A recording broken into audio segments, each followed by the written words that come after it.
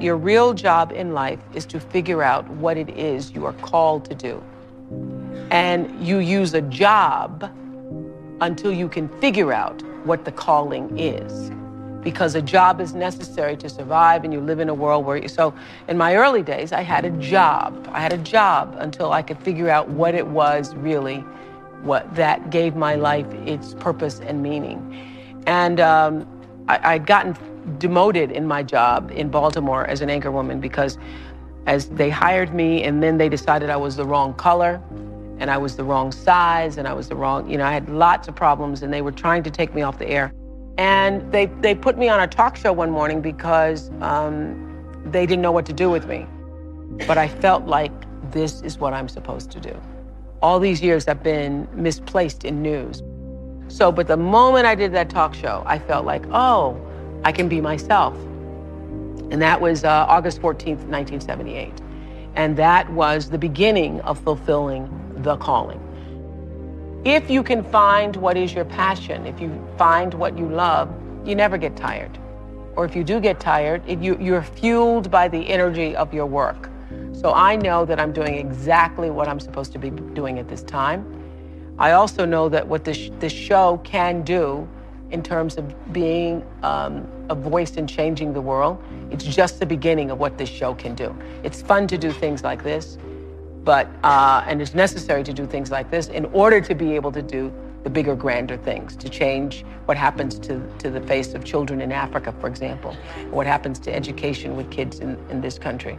So I believe that that what has happened to me is really the beginning of the greater passion to come.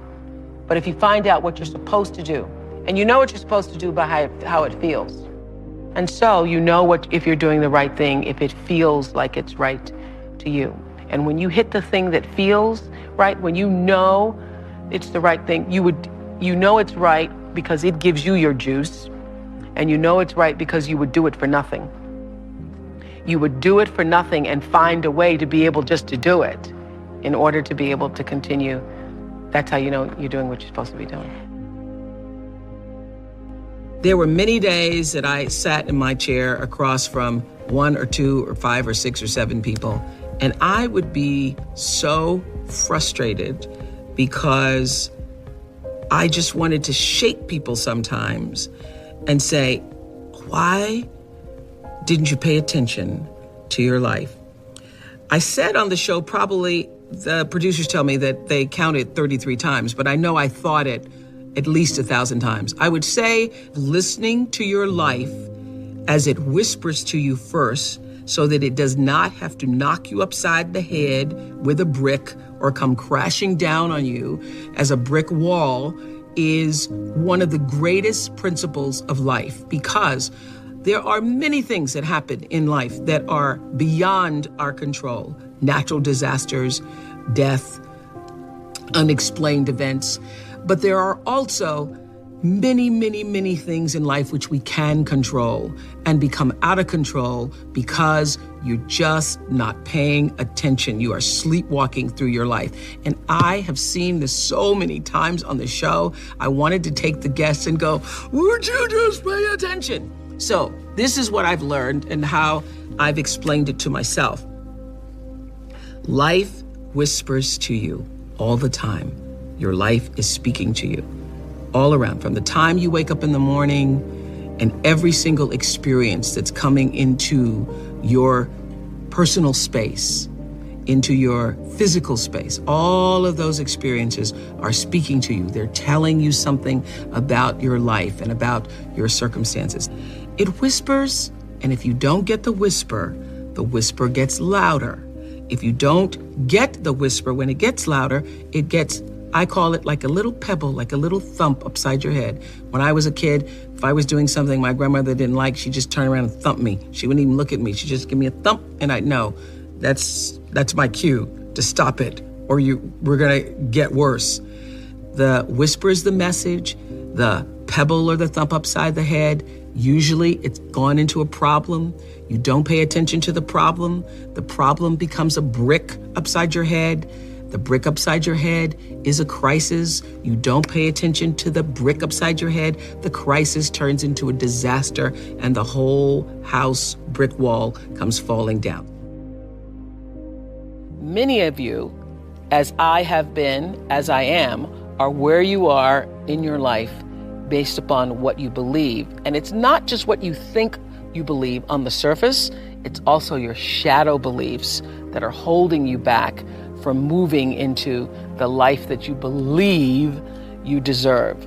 What I know is if you're not looking at the shadows, if you're not looking at what is subconsciously running through the tape in your mind, telling yourself you're not good enough, you're not worthy enough, you're not smart enough, you're not enough, which is a tape that's playing for a lot of people.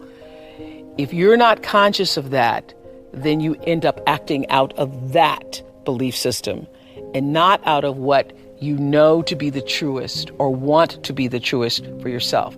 But you don't become what you want, because so much of wanting is about living in the space of what you don't have. So if you start to think about that, really, why are you where you are in your life? The choices that you have made have been because of what you believe to be true for yourself. But I have always had the deep understanding for myself that if anything was going to move forward in my life, that I was going to have to be responsible for making that happen. And I know that to be true now and can articulate it as you are responsible for your life. And if you're sitting around waiting on somebody to save you, to fix you, to even help you, you are wasting your time, because only you have the power to take responsibility to move your life forward. And the sooner you get that, the sooner your life gets into gear. This is what I know from doing 25 years and thousands of interviews on The Oprah Show.